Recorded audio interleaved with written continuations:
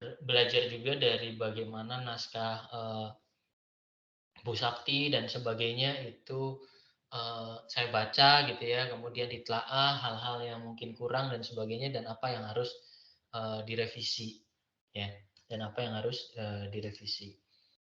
Oke, saya nggak tahu nih. Oke, sebentar. Oke, oke ya. Jadi sebenarnya ini cuma catatan aja. Saya pun kurang tahu apakah ini cocok atau layak gitu ya. Tapi saya coba merangkumnya ya. Jadi nanti tolong dilakukan baik-baik. Ya, dilakukan baik-baik. Pertama, ada satu aspek yang harus teman-teman ketahui. Ada aspek administrasi di luar ini. Ya, ada aspek administrasi di luar ini yang harus teman-teman lakukan. Yang harus teman-teman suka nggak suka harus lakukan. Ya, contohnya, ya beberapa publikasi yang sudah dilakukan itu tidak segan-segan untuk tidak dianggap sebagai syarat akibat ditemukannya self plagiarism ya. Jadi ada publikasi misalnya mahasiswa publikasi 5 atau 4 tapi paper 3 dan 4 ini ada yang self plagiarism ya, dan dia nggak melakukan paraphrasing ya, dan nggak mensitasi juga ya, karena itu karyanya dia. Ini hati-hati ya, lebih baik menunggu ya atau menulis sama sekali baru. Jadi kadang-kadang mahasiswa tuh ngupload naskah dua bareng-bareng gitu ya.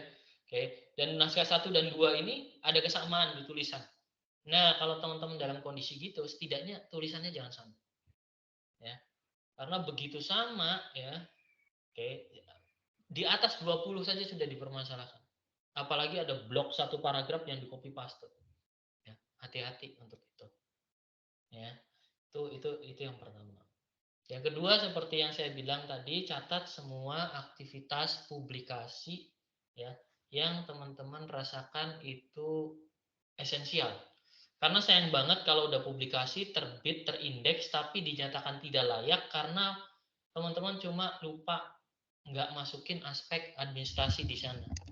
Aspek administrasi yang ada itu adalah harus pada saat submit papernya apa, kemudian pada saat revisinya apa, dan paper versionnya pas revisi apa, pas di submit untuk di accept ada catatannya tanggal berapa, kemudian revisi lagi sampai kamera ready ada tanggal berapa, sampai terbit ada tanggal berapa, dan disertakan juga disimpan emailnya ya, dan lakukan seperti itu buat folder ya, diterbitkan di mana dan sebagainya.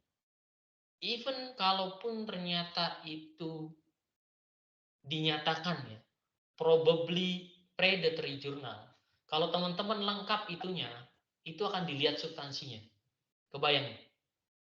Jadi sering banget ada teman mahasiswa yang bukan kecelek sih, terjebak oleh ruang dan waktu. Dulu paper tersebut di jurnal tersebut aman, tiba-tiba pas dia ngajuin publikasi jurnal itu dicabut dari Scopus. Ya. Kayak gitu dia usulin atau enggak? Diusulin selama lengkap. Ya. Perhatikan yang lengkap ya. Definisi lengkap itu ada apa aja? Naskahnya, ya. Catatan revisinya, email korespondensi. Nah, 3 itu ya. Dan stepnya juga jelas gitu ya. Jadi akan ditanyakan begitu teman-teman submit, accept ya, submit accept, terus kemudian nggak ada revision. Nah gitu ya, submit accept nggak bisa nunjukin email reviewnya yang apa dan sebagainya. Bagaimana kalau bukan email, bentuknya kayak di sistem seperti manuskrip one atau apapun itu, tetap di capture kalau perlu buat satu dokumen yang isinya itu ya, gitu ya. Oke, kita akan bicara tips melakukan revisi. Satu, dokumentasikan dalam berkas Excel ya, buat berkas Excel ya. Dua, oke, Oke, satu, ini apa aja ya? Dokumentasikan dalam berkas Excel. Pertama yang harus teman-teman siapkan adalah satu, tentu saja berkas Excel.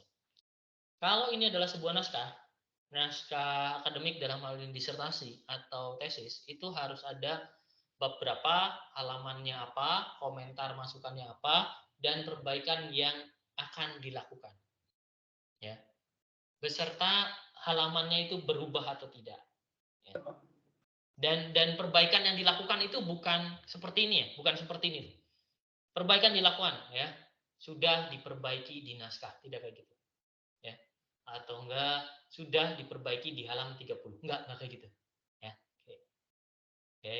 Bab itu biasanya bab 1 halamannya 5, terus komentarnya misalnya komentar penilainya adalah rumusan masalah masih belum berupa masalah tetapi berupa kebutuhan. Nah, itu komentar.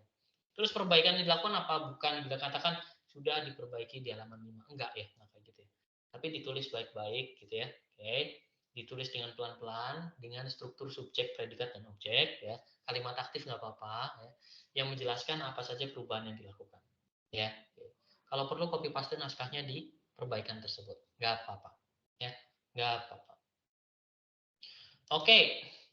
Jika sudah diperoleh dokumen berupa review sheet, maka letakkan review sheet itu di cloud storage. Jadi saya sarankan kalau udah punya review sheet, ya. Jadi hasil laporan yang teman-teman terima dari hasil penilaian itu dibuat Excel-nya, di-upload di cloud atau ditaruh di Teams, ya. Oke. Dan diisi, dilengkapi, ya, dilengkapi. Tolong dilengkapi. Apa saja yang dilengkapi ya? Oke. Yang dilengkapi itu tambahkan informasi. Selesai kapan, prioritasnya apa, dan kesulitannya bagaimana. Oke, prioritas di-set aja, tinggi, sedang, atau rendah. Ya, gitu. Oke. Dari mana prioritas itu diketahui? Prioritas itu diketahui berdasarkan 3 hal. Satu, falasi. Falasi itu kalau ada kesesatan terkait dengan dokumentasi atau terkait dengan referensi. Misalnya kalian salah mendokumentasikan, ini prioritas pertama. Kalau ada falasi, kesesatan. Ya, misalnya minimal sampel 20, teman-teman bilang minimal sampel 10. Nah, kalau ada kesesatan itu harus segera diperbaiki. Prioritas kedua adalah prioritas substansi, ya. Oke, prioritas substansi. Prioritas yang secara substansi tidak disampaikan secara gamblang dan jelas. Misalnya keluar istilah tapi nggak ditulis artinya, keluar atribut metrik tapi nggak dijelaskan metriknya, relasinya nggak dijelaskan, itu prioritas substansi. Dan yang terakhir prioritas penulisan. Ini prioritas terakhir tapi tolong jangan diabaikan. Ya, prioritas eh, prioritas penulisan. Misalnya contohnya paragraf 1 dan paragraf 2 belum nyambung dan sebagainya.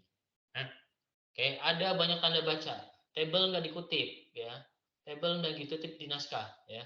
Eh, apa namanya? Tidak ada daftar tabel, tidak ada. Nah, gitu ya. Tabelnya terpisah, harusnya jadi satu. Nah, itu ya. Tolong itu prioritas penulisan. Jadi falasi tadi ada 3 apa aja? Falasi, substansi dan penulisan. Ya, itu prioritasnya ya. Ada pertanyaan yang menarik sih, perlu nggak saya memfasilitasi semua masukan dari uh, penilai? Ya. Perlu nggak saya memasukkan semua penilai? Tergantung kesulitannya. Makanya tambahkan kesulitannya. Ya, kesulitannya. Kesulitan itu terbagi menjadi 3. Ya, kesulitan yang paling rendah itu kesulitan dalam perbaikan penulisan. Nah, itu ya. Fine, kalau penulisan itu rendah, kesulitan perbaikan penulisan itu langsung dikerjain aja ya. Atau kesulitan karena salah input data. Ya, itu nggak apa-apa. Langsung dikerjakan. Nah, yang kesulitan yang kedua, kesulitan menengah. Kesulitan menengah ini dikaitkan dengan yang membutuhkan yang membutuhkan aktivitas analisis ulang. Analisis statistik ulang, perhitungan ulang, dan sebagainya. Ya, tapi analisis ulang. Kesulitan yang paling terakhir, kesulitan yang paling tinggi yang harus didiskusikan dengan pembimbing, adalah kesulitan terkait mengulang sebagian atau seluruh proses penelitian. Ganti sampel, ya, ganti formulir, ngambil ulang data. Kalau nambah data itu masih kesulitan tengah-tengah. Datanya kurang nih. Nah, itu masih kesulitan tengah-tengah. Tapi kalau misalnya Tapi kalau misalnya kamu harus ngulang lagi. Nah, itu, ya. Makanya sebelum terjadi kesulitan yang ketiga, tolong validasi dulu ya riset desain kalian ke pembimbing. Cara memvalidasinya gampang banget. Buat slide presentasi yang isinya riset desain. Desain riset. Ya. Kayaknya ada tuh pernah video berapa tuh ya. Kita pernah bahas desain riset. Kalau lupa ya nanti tanyakan aja lagi. Gitu ya. Kalau ada diskusi pertanyaan langsung aja lah ya. Oke, supaya sayanya nggak habis energinya. Oke. Oke, terus apa lagi tuh? Ya. Prioritas sudah, kesulitan sudah, lanjut. Oke ya. Jadi kedua, prioritas berdasarkan waktu yang tersedia. Nah ini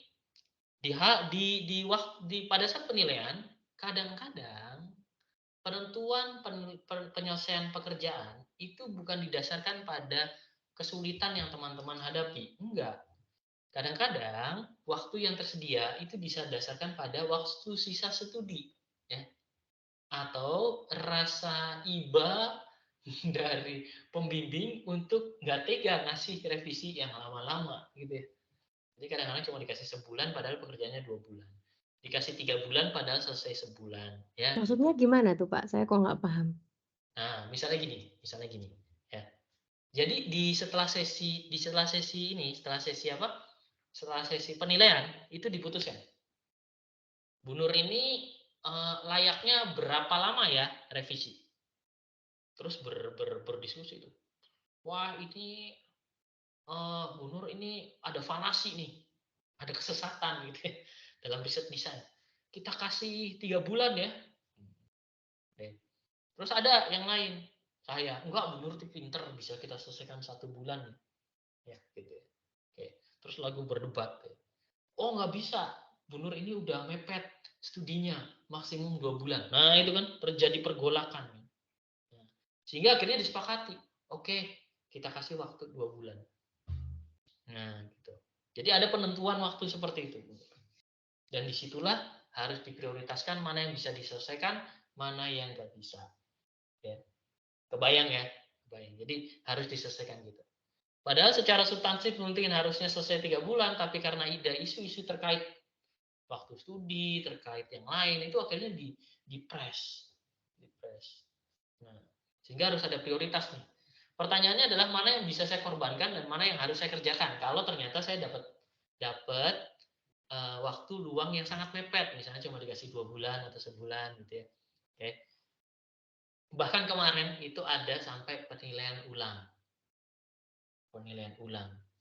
Nah, gawat itu kalau sampai penilaian ulang. Artinya penilaian Hmm. ulang tuh dibalikin lagi naskahnya, direvisi lagi, terus dinilai ulang lagi. Ya. Oh iya iya Statusnya beda betul loh ya. betul.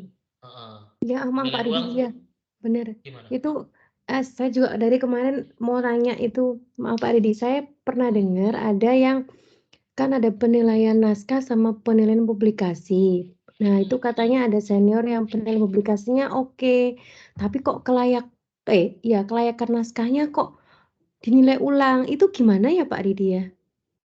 Nah, iya, kayak gitu sering kejadian, ya. Jadi publikasi itu, ya ini back end story ya. Publikasi itu dilihat, dihitung, ya, dilihat. Ya, jadi gini, dilihat berdasarkan current. Jadi paper itu direview, dicek plagiarismenya ya, ada atau tidak ya. Dicek kelengkapan naskahnya yang tadi saya sampaikan, ada atau tidak, aman, aman.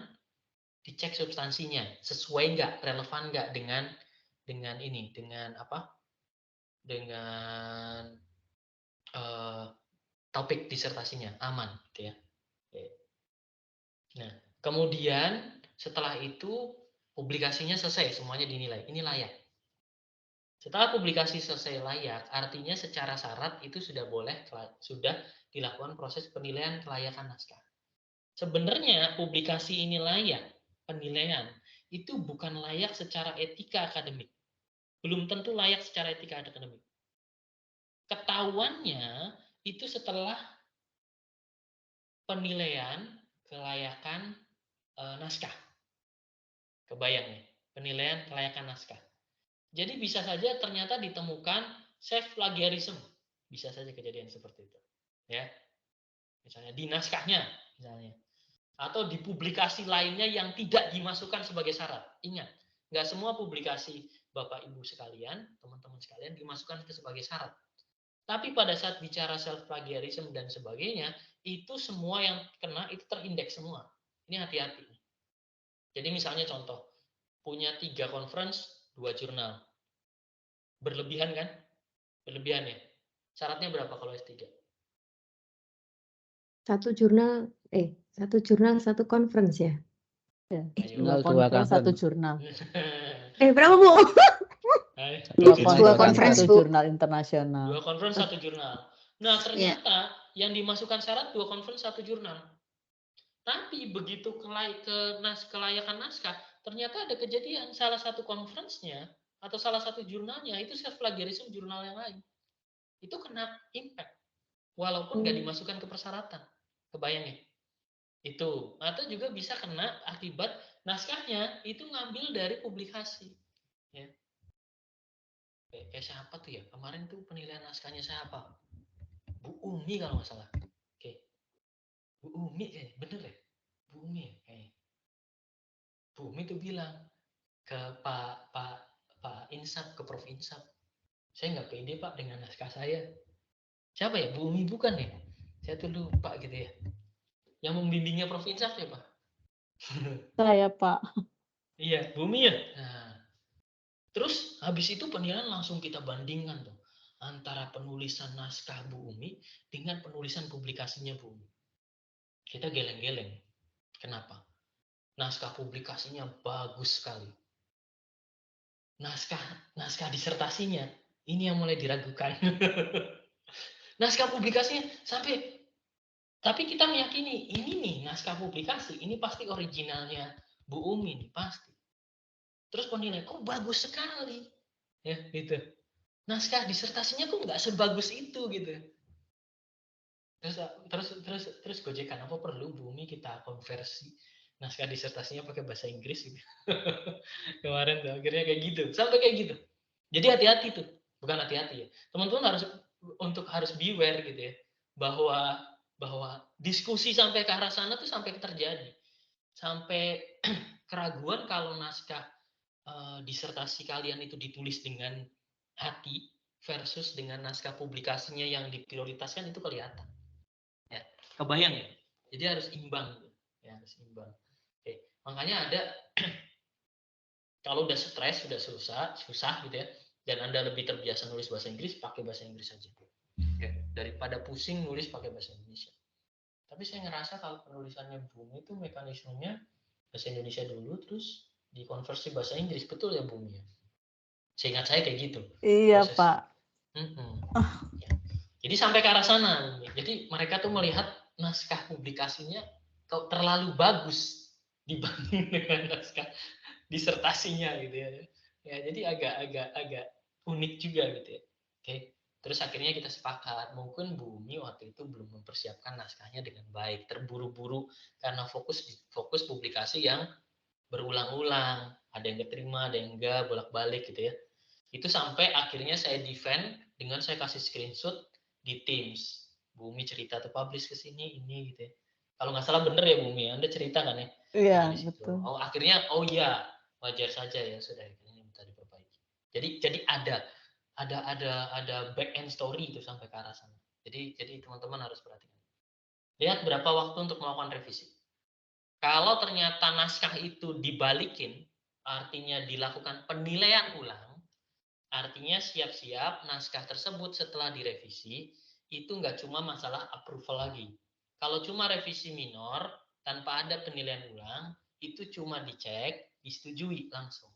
Tapi kalau misalnya ada penilaian ulang, naskahnya dibalikin, dinilai lagi dari awal, kemudian dirapat plenokan lagi. Bedanya gitu ya. Tapi kalau nggak ada penilaian ulang, cuma direvisi, disetujui oleh dosen penguji dan dosen pembimbing, selesai. Udah. Jadi lihat berapa waktu untuk melakukan revisi. Ya. Kemudian susun berdasarkan prioritas ya. Oke. Jadi tolong didasarkan kapasitas teman-teman bisa sampai selesai nggak tuh? Kalau nggak bisa selesai langsung dikasih garis, ditandai, ya ditandai naskahnya, terus cerita ke pembimbing. Pak, saya harus ngambil data ulang lagi. Pak, ternyata tinggal protokolnya nggak boleh dipakai. Nah, gitu ya. Pak, ternyata pendekatan ininya nggak bisa. Tolong diceritakan dan harus diskusi. Ya, kalau perlu 2 promotor ngumpul diskusi itu. Penting itu. Ya, jangan sampai nggak kekejar sehingga akhirnya di tanggapan kosong. Ya. Karena apa? Begitu di tanggapan kosong, perbaikannya tidak sesuai ekspektasi, nanti promotor yang ditanyakan kenapa dan bagaimana. Kalau sejak awal sudah diberi tanda, Pak, secara capability nggak mungkin ngambil sampel lagi, nggak mungkin ngadain ulang lagi survei, maka itu bisa didiskusikan solusi endingnya gimana. Ya, oke. Dan kalau misalnya ada statement pertanyaan yang ambigu, yang dinilai kurang dipahami oleh teman-teman promovendus untuk mengusulkan perbaikan, ditanyakan langsung ke pengujinya atau bisa melalui pembimbing. Ya, misalnya pengujinya sibuk jadi nggak sempat respon gitu kan. Ada yang curhat ke saya, Pak, belum dibalas-balas dari ibu ininya, saya harus gimana? Nah itu ya harus langsung ditanggapi. Kalau perlu, setiap revisi melalui via email disisikan ke pembimbing. Ya, jangan tuhnya aja, tapi kasih sisi. Sehingga pembimbing bisa monitor kalau ternyata responnya lama. Ya, oke. Kebayang ya? Jadi kadang-kadang kita pembimbing juga nggak tahu tuh kalian udah respon belum ke penguji gitu ya. Perbaikannya gimana, apalagi penguji eksternal gitu ya. Nah itu. Tolong kalau ada yang nggak dipahami langsung ditanyakan. Bisa lewat pembimbing atau lewat langsung. Itu tergantung pendekatan masing-masing. Ya, jadi lakukan diskusi.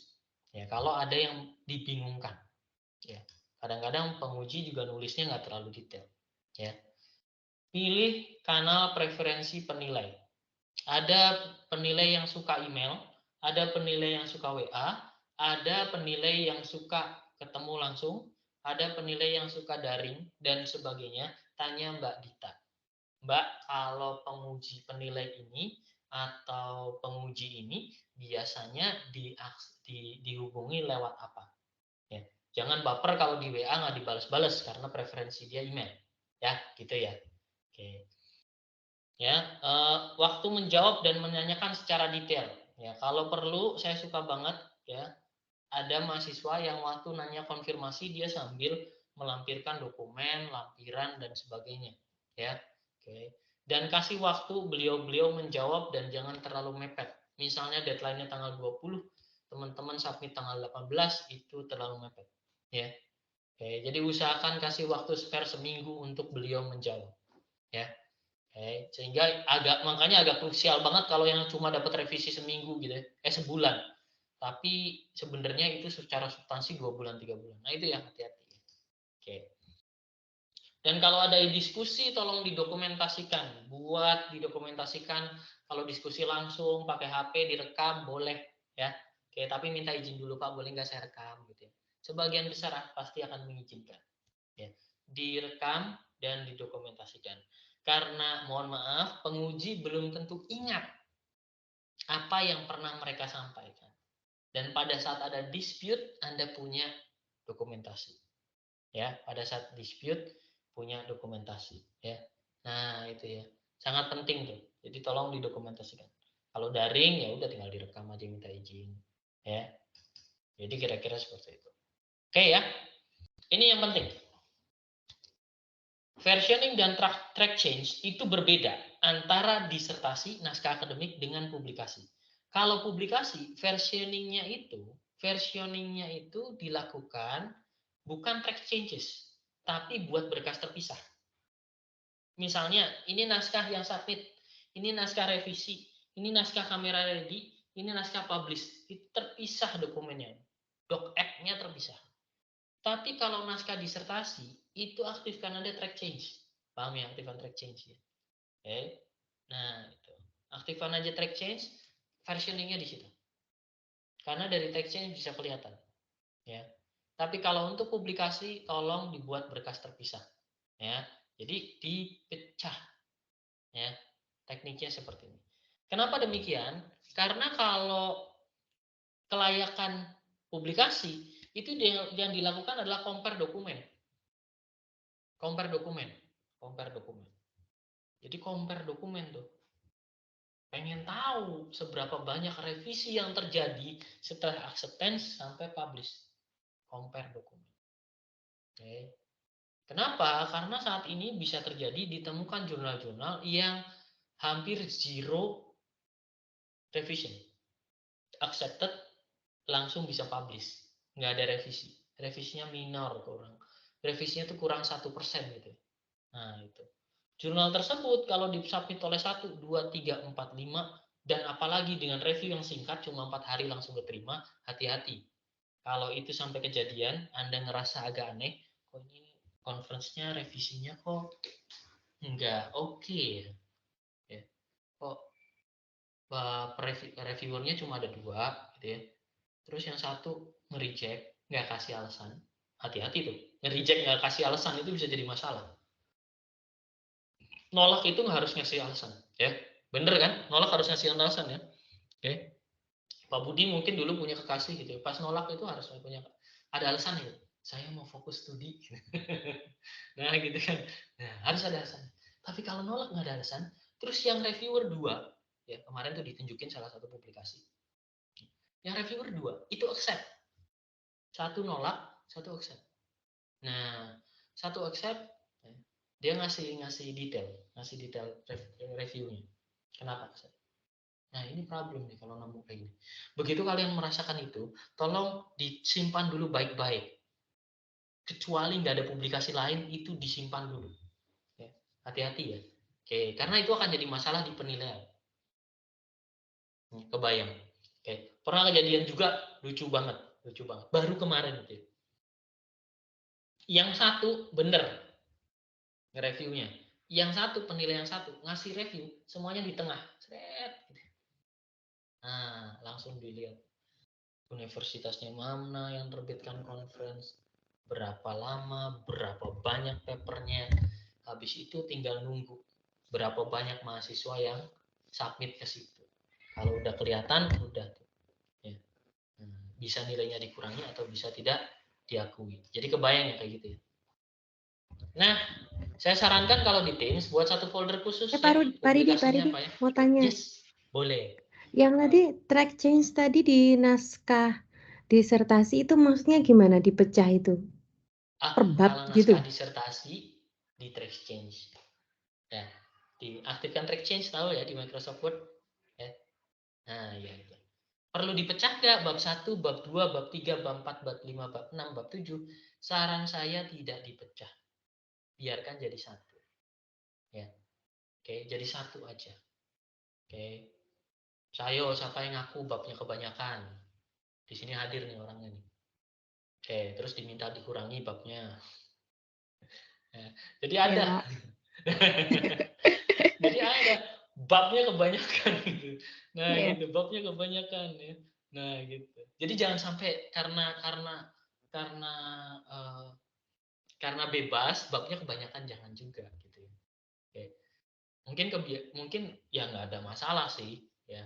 Kayaknya dibatasi babnya itu. Ya, jadi harus diperhatiin. Akhirnya gimana Bu Sakti? Itu akhirnya diapain? Babnya dibuat Jadi jadi berapa?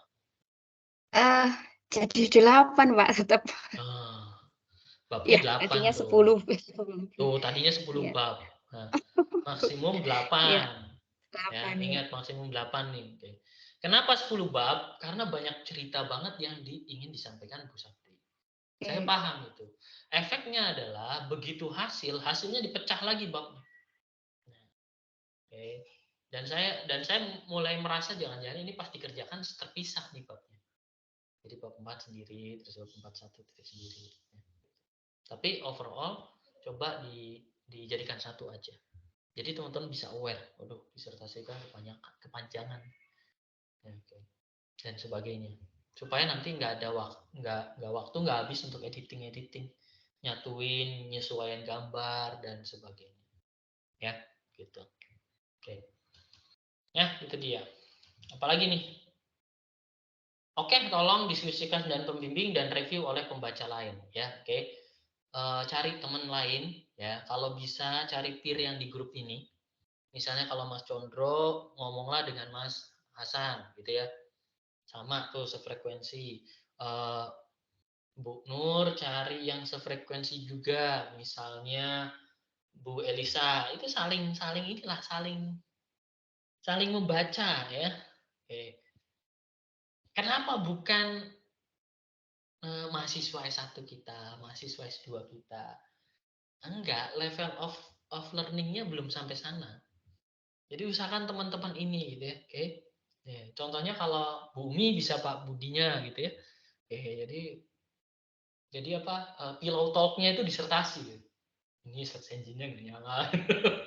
Ya, serem banget ya ngebayangin kayak gitu ya. Ini kok tinggal protokolnya nggak diakui gitu ya. Nah, gitu ya. Nah, itu saya bayangin diskusinya apa yang terjadi. Tapi anyway kayak gitu ya. Oke. Pembacaan naskah secara bahasa. Jadi tolong nanti dialokasikan teman-teman. Ya. Nah, itu setelah itu tolong diberikan ke pembimbing. Kalau sudah dibaca naskahnya oleh teman sejawat ya. Jadi tujuannya grup ini tuh supaya saling tukar menukar ya. Oke. Karena saya melihat ada kemiripan ya misalnya. Ya. Oke, misalnya Pak Amar misalnya yang data mungkin dengan Pak Ardian. Nah, seperti itu bisa saling tukeran. Ya. Oke. Alokasikan setelah itu, setelah udah selesai dibaca, minta dialokasikan pembimbing untuk melakukan review substantif. Ya. Oke. Semoga begitu nyampe pembimbing nggak ada lagi tuh table terpisah, table captionnya nggak benar dan sebagainya. Ya, gitu. Jadi kira-kira seperti itu. Oke ya. Oke, submit naskah beserta bukti perubahan yang dibutuhkan. Ya, ini. Tambahkan lampiran yang dirasa perlu. Kalau ada wawancara verbatim tolong dimasukkan. Kalau ada survei kuesioner, surveinya dimasukkan dan juga sampel contohnya yang bagus banget, yang biasa, yang nggak bagus banget atau yang diabaikan, tolong disertakan, ya. Oke. Jadi ada good, average dan average, worst dan good, ya. Tolong dimasukkan kalau itu adalah kuesioner, ya. Kalau itu cuma ke expert, 3 orangnya di set. Ya, itu. Oke. Tambahkan lampiran yang perlu. Apa aja? Hasil cek plagiarisme. Yakinkan tidak ada self plagiarisme baik yang diajukan maupun yang tidak diajukan ke kelayakan. Ya. Oke. Kemudian isi dan lengkapi Excel. Ingat poin 1, saya ada Excel ya yang ditaruh di cloud storage, dilengkapi semua di situ. Ya. Dan yang terakhir, letakkan berkas ke dalam cloud storage dengan penamaan yang baik. Tolong kasih penamaan yang baik. Ya. Jangan tulisannya ini. Draft disertasi, jangan kayak gitu ya, jangan tulisannya draft disertasi. Oke, disertasi judulnya siapa, namanya siapa ya. Oke, last update nggak perlu karena kebaca ya, gitu. Kenapa? Karena begitu masuk ke sistem, masuk ke penilai, kadang-kadang ya, kadang-kadang penilai itu nilai lebih dari 1. Kalau naskahnya judulnya dua-duanya draft disertasi, itu kadang-kadang bikin problem juga. Jadi usahakan penamaannya yang baik. Penamaan yang baik. Nah, gini, pernah kejadian juga. Kalau naskah yang dikumpulkan itu tolong dikasih kode tanggal dan bulan dan tahun. Kejadiannya gini, pembimbing punya berkas yang versinya berbeda dengan penguji. Ya. Begitu kita cross check, ternyata apa? Ternyata untuk menyusul supaya bisa ikut kelayakan naskah, dia mensubmit versi yang lama, yang belum perbaikan. Setelah itu diskusi dengan pembimbing pakai versi yang baru. Sama-sama judulnya naskah disertasi. Kebayang ya? Nah, terus kemudian terjadi dispute antara pembimbing penguji. Ya, kok ini naskahnya kok nggak lengkap sekali, tidak ada pengenalan definisi, tidak ada apa. Pembimbingnya kan merasa kok Enggak kok ada. Nah gitu. Akhirnya begitu kita sandingkan, ternyata versinya beda. Ya. Nah hati-hati. Jadi kalau di konsep programming itu ada master branch, ada branch-nya. Ya. Pada saat kalian diskusi untuk perbaikan, yakinkan antara master dengan yang diterima dengan pembimbing itu sama. Ya. Oke, gitu ya. Jadi pikirkan ke arah sana. Jadi taruh aja di, kalau teman-teman ngerasa nggak yakin, kalau itu live dokumen, gitu ya, taruh aja di cloud storage ya, atau di Teams itu boleh. Oke, lakukan 2 versi, satu live dokumen, satu versi PDF yang disubmit. Jadi versi PDF yang disubmit itu sudah ada, versi yang live versinya doc. Ya. Jangan juga ngasih ke pembimbing kasih versi yang PDF. Ya, kalau pengen minta direview. Kalau versi yang PDF itu disampaikan misalnya seperti ini. Pak, ini naskah publikasi yang saya submit untuk ujian, untuk kelayakan naskah disertasi. Kasih versi PDF itu nggak apa-apa. Sehingga nanti ada versi yang sama pada saat pembahasan. Karena ada pernah kejadian nggak sama gitu ya. Karena ternyata yang disubmit itu ngejar jadwal, disubmit, ya, dan ternyata beda yang disampaikan. Nah gitu ya. Jadi itulah teman-teman ya. Semoga ada bayangannya apa yang harus dilakukan. Kalau lupa diputar lagi, nanti ada video rekaman. Dari saya itu, silakan kalau ada diskusi-diskusi lain ya. Silakan. Ya, terkait dengan apa yang sudah kita bahas. Ini hal sepele tapi harus Anda lakukan. Ya. Yuk, ya. Atau enggak ada yang curhat boleh, silakan. Udah sampai mana, ada kesulitan apa, dipersilakan. Ya. Sesi share-nya sudah sampai sini. Semoga teman-teman ke depannya bisa yakin begitu ngajuin kompre dan sebagainya. Ya. Itu dari saya. Ya, silakan. Izin, Mbak Lidi. Oh iya, ini kok suaranya Mas Amar? Halo, Kok nggak ada halo. orangnya? Ada, Pak. Oh iya, oke. Makasih Pak Lidi atas penjelasannya bagus. Ini Pak, tanya terkait dengan tadi ada penilaian publikasi dan penilaian naskah disertasi. Eh, Cerita kakak tingkat itu kan tadi yang menjelaskan kalau hasil publikasi yang bagus, terus ternyata dan penilaian naskah disertasi yang kurang atau yang kurang bagus dibandingkan naskah publikasinya. Nah, yang saya tanyakan, apakah di naskah disertasi itu kan kompilasi dari isi di naskah publikasi, Pak, ya? Jadi kan kok yang masalah itu kok bisa beda itu gimananya tuh, Pak? Kok bisa yang publikasinya bagus tapi naskahnya kok, nggak sinkron dengan, publikasinya? Bukankah kalau di naskah disertasi itu kan isinya kan sama dengan di publikasi, Pak, untuk kompilasi apa, isi-isi dari naskahnya itu, Pak? Itu yang masih belum tadi Mas, belum untuk, jelas, Pak. Ya, betul. Dan itu sering kejadian, Mas Amar. Sering kejadian. Jadi sering kejadian. Lolos, padahal penilaiannya sama loh. Mostly penilaiannya sama. Mostly penilaiannya sama. Karena misinya 2 kali kan. Oke. Kemudian saya coba telusuri ada apa. Ya. Karena ternyata ada beberapa hal. Kalau kita nulis di jurnal dan di conference, itu ceritanya tuh cerita parsial. I mean parsial tuh gini. Di conference 1 kita bicara literature review. Yes, gitu ya. Di conference 2 kita bicara research design. Di jurnal 1 kita bicara hasil. Ya. Nah, gitu. Tapi di jurnal kita bicara dari ujung sampai ujung. Jadi bedanya conference kan bisa parsial, kalau jurnal kan harus utuh penelitian. Gitu ya. Udah tuh. Kemudian pas penulisan ke naskah, mulai terjadi dispute. Apa saja dispute yang terjadi di naskah? Ada beberapa. 1, ada 5 nih yang sering terjadi. Kenapa bisa sampai kurang lain? 1, ya, oke.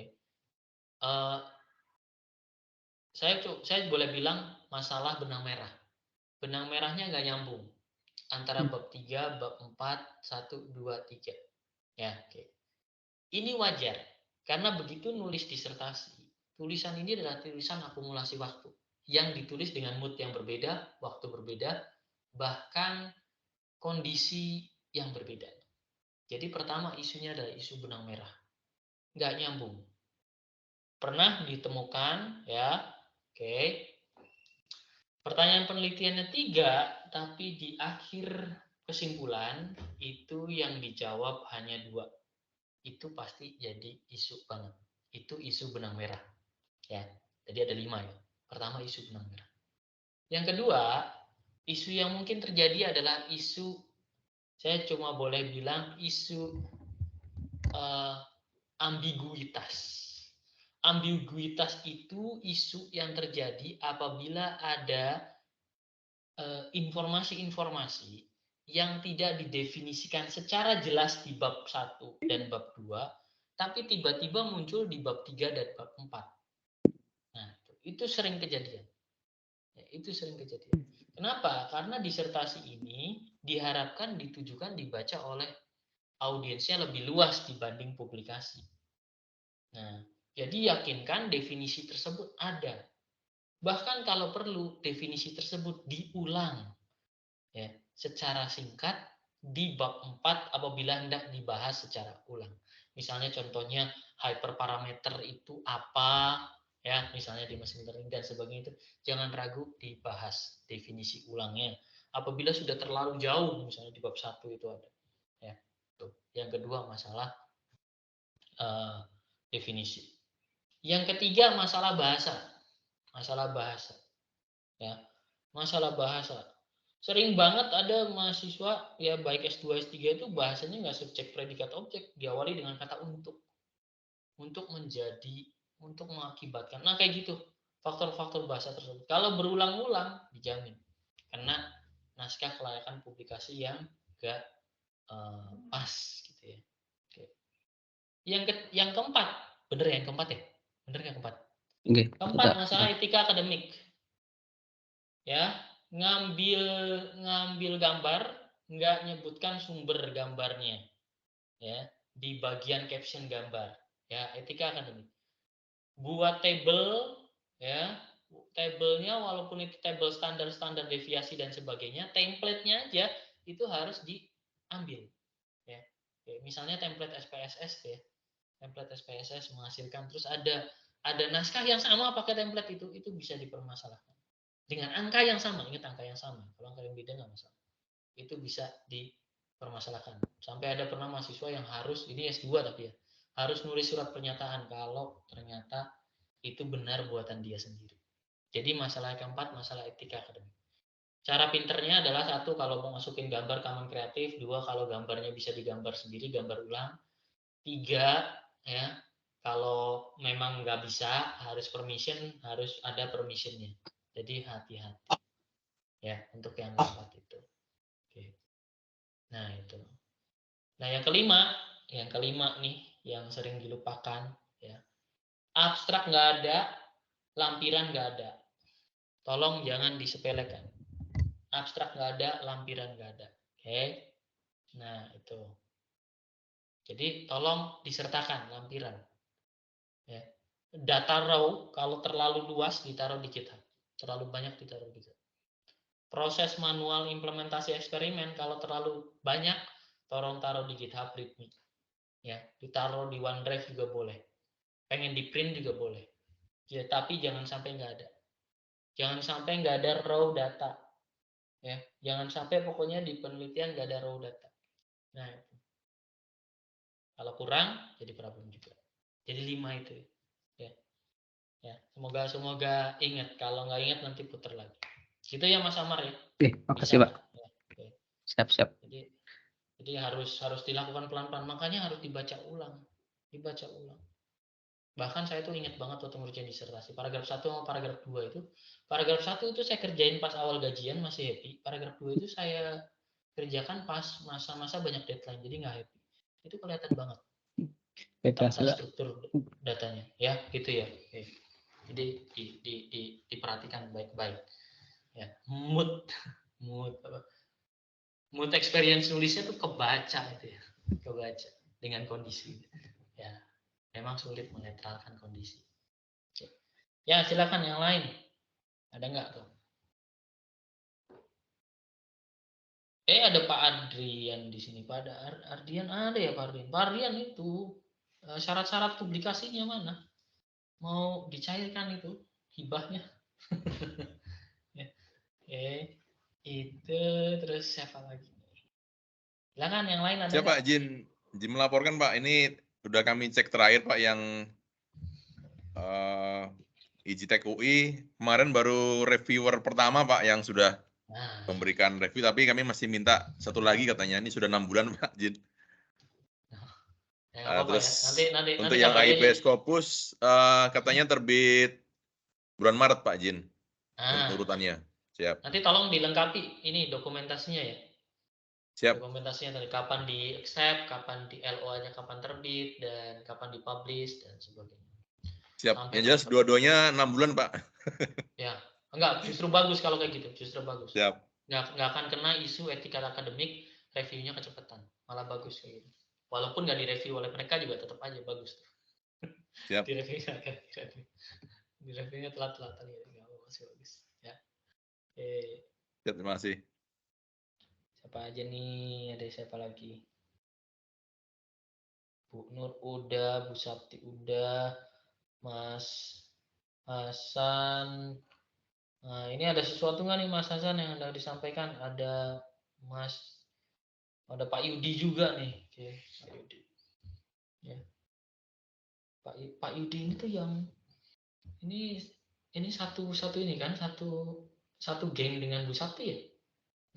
Iya Pak, dengan Bu Sapti. Iya. Oh, yang ini ya, yang apa? Oh, Iya. yang nanti yang ensemble yes. deep learning Pak Ridi. Oke. Iya. Baru Nanti ini Pak menunggu revisi dari Pak Rudi.